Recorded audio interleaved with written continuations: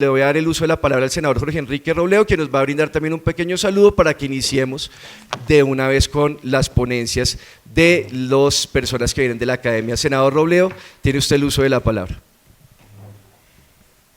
Bueno, muchas gracias, Manuel. Un saludo a todos ustedes, señoras y señoras. Registro mi complacencia por estar aquí un rato con ustedes. No voy a poder estar toda la mañana, pero bueno, los acompaño un rato. En segundo término, decirles esto, yo no sé ustedes qué opinarán, pero para mí oír al concejal Manuel Sarmiento es un gustazo, porque es la precisión, las cosas como se dicen, la seriedad, el rigor, y entonces pues me agrada mucho estar aquí. Además me agrada otra cosa, yo me la jugué para que Manuel fuera concejal de Bogotá, y dije mucho que iba a ser un gran concejal, y bueno, pues cuando uno fía a alguien, pues queda, digamos, siempre con qué ir a pasar. Yo estaba completamente seguro, pero bueno, no deja de ser un... ¿sí? Y bueno, a estas alturas ya puedo decir que estoy contento y muy contento porque creo que elegimos un gran concejal. Dentro de la bancada del Polo, que es una bancada excelente, a mi juicio la mejor que hay en la ciudad, pues Manuel ha jugado un papel importantísimo. Entonces, me agrada mucho, concejal Sarmiento, que me haya dado la posibilidad de presentar aquí este saludo. Lo segundo es esto. Yo voy a referirme a algo que puede ser un poquito especializado, pero que es clave, que es una precisión que hay que hacer, ¿no? Porque entonces con muy buena razón criticamos los negocios de Peñalosa. Hay una frase que hizo popular Aurelio Suárez, que también está aquí con nosotros, ¿no? Que Peñalosa entonces son los negocios, socio, ¿cierto? ¿Se acuerdan? Son los negocios, socio. Entonces yo he venido haciendo una precisión, que el problema estrictamente hablando no es que un alcalde promueva que haya actividad económica en la ciudad y que haya negocios, porque la actividad económica en un país como el nuestro tiene que ver con esto, y los negocios tienen que producir rentabilidades, etcétera. Lo que pasa es que lo que desarrolla Peñalosa en proporciones muy grandes son malos negocios, o sea, buenos para unos muy pocos, y a mí lo que me molesta no es que a alguien le vaya bien, sino muy malos para la ciudad. Es ahí donde hay que poner el enfoque. Ese es el debate.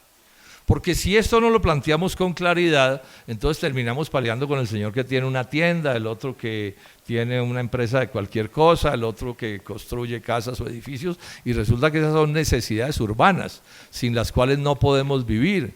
Y en una economía de mercado, que es lo que tenemos en Colombia, y eso no está en cuestión, pues inexorablemente para que esa economía de mercado se dé, tiene que darse dentro de ciertas características. Entonces enfatizo, el pleito no es con los negocios, el pleito es con los malos negocios. Ahora, ¿qué son los malos negocios a mi juicio? Son aquellos en los que a alguien le va bien, o si no, no se harían, pero a la ciudad, a la comunidad le va mal. Ese es el punto. Ahora, esto tiene sus dificultades para comprenderlo en detalle porque es contradictorio, pero eso es lo que tenemos que entender. Pongo ejemplos. El problema del narcotraficante no es que se gane una plata. El problema es que se gana una plata haciéndole daño a la sociedad, envenenando a nuestros jóvenes con todo tipo de prácticas criminales. Ahí es donde tenemos el pleito. Porque otra persona que también se gana otra plata en alguna actividad, pues bueno, si esa actividad le sirve a la ciudad, pues ¿cuál es la discusión? No tenemos ningún problema. El problema particularmente con los constructores, con los urbanizadores, con estas firmas, no es que hagan un edificio y se ganen una plata, o hagan una casa y se ganen una plata, o hagan un centro comercial o un teatro y se ganen una plata. No, repito, ese es el modo económico en el que estamos. El problema es cuando el constructor se gana una plata, pero le hace daño a la sociedad. Voy a poner el ejemplo más pedrero. Entonces el tipo que en una esquina en la calle construye un edificio y se gana una plata. Pues sí, se ganó una plata, pero se tiró las vías, se tiró la comunicación. Eso no se puede permitir. Así el señor nos dé todas las pruebas de que se ganó un poco de plata y nos diga que creó unos empleos y que no sé qué sepas, pues sí, si quiere hacer su edificio lo tiene que hacer donde no le haga daño a la sociedad. Y en buena medida este es el debate del POT, del Plan de Ordenamiento Territorial. O sea, ¿cómo hacemos para que en la ciudad haya un desenvolvimiento económico que genere más riqueza, que genere más y mejores empleos, pero al mismo tiempo no le haga daño a la ciudad?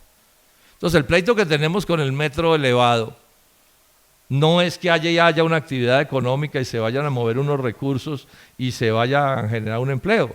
El problema es que ese metro elevado es una opción peor que la del metro subterráneo con las características que nosotros hemos venido planteando. Y hay momentos en que no es bueno que sea privado, estamos en una economía en general privada, pero eso no quiere decir que el 100% de las cosas tengan que ser privadas. Es mejor, está demostrado en todo el mundo civilizado que el transporte tipo metro debe ser un transporte público porque es el que es mejor, el que mejor hace las cosas, el que más sirve, etcétera, etcétera. Esa es la discusión. Este es un punto que es bien, bien importante.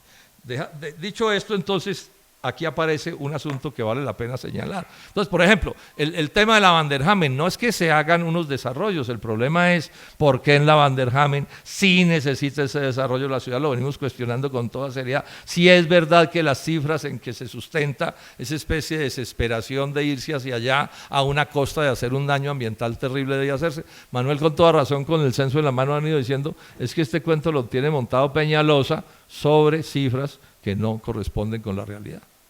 Entonces, ese desarrollo que en otras circunstancias, de una manera diferente, podría ser progreso para la ciudad, al final resulta que no lo es.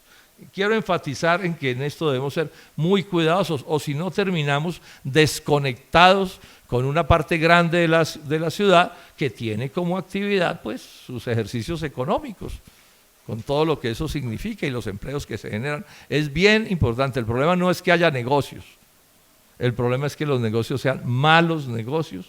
¿Para quién? Para la ciudad, para el común de las personas, para la gente. Bueno, esto tiene una particularidad que hace que esto sea, digamos, en cierto sentido, un POT sea como una especie, Mario, como de asunto de alto riesgo. ¿Por qué?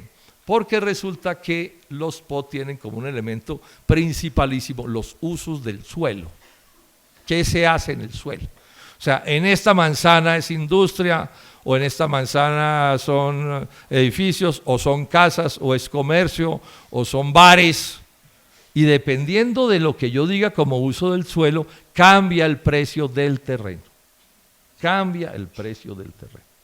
O sea, en general el terreno no tiene un valor, digamos, porque como no es una creación de los seres humanos, el suelo, digamos, no contiene un valor porque no es producto del trabajo, pero sí tiene un precio. Y el precio depende de qué puede hacerse sobre el suelo. Si yo puedo hacer un edificio de 100 pisos, ese suelo seguramente vale más que si puedo hacer un edificio de 10 pisos. Si lo que puedo hacer es apenas una casa, ese suelo vale distinto. Entonces, miren ustedes que cuando se viene un POT, en cierto sentido es un forcejeo entre todos los dueños del suelo. Bueno, no digo todos, porque el común de la gente estas cosas no las tiene entre la cabeza. Los que tienen como negocio el uso del suelo, es un forcejeo a ver cómo el uso del suelo los enriquece. Además porque son enriquecimientos medio milagrosos. O sea, yo tengo un lote que vale 10 pesos, le cambian el uso del suelo y resulta que el lote puede salir costando 1000 veces más.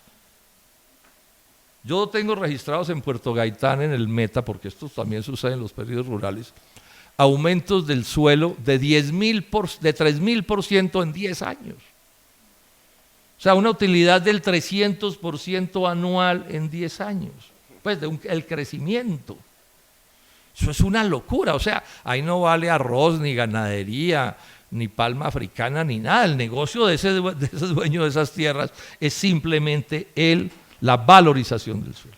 Y como a esto va pegado que en Colombia lo que llaman impuesto de plusvalía, o sea, que la sociedad, la municipalidad se quede con una parte importante de esas valorizaciones, eso en general no opera, pues entonces digamos que estamos hablando de unas utilidades como de loco, distinto del que hace una camisa. Entonces el que hace una camisa para ganarse el 10% o el 5% la tiene que sudar, ¿sí? O el que él fabrica cosas de metalmecánica para que su utilidad mejore del año sea el 10 o el 15%, eso es un esfuerzo inmenso.